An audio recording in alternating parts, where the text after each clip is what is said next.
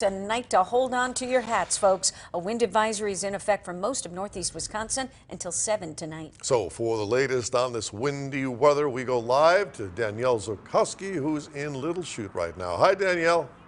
Well, Tom and Michelle, we are still facing some very serious wind gusts out here, and they are causing issues across the valley and our region.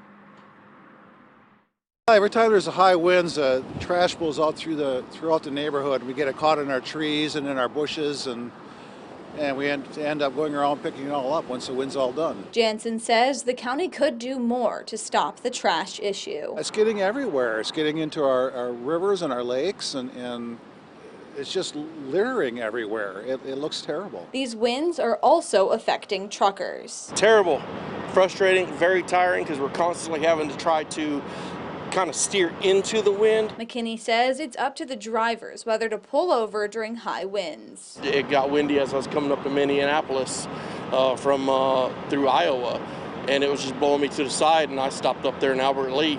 So this is too much.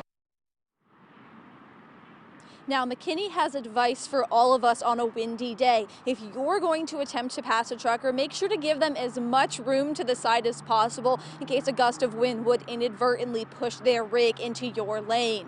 Reporting live from Little Chute, Danielle Zukowski, Local 5 News. Thanks for the update, Danielle.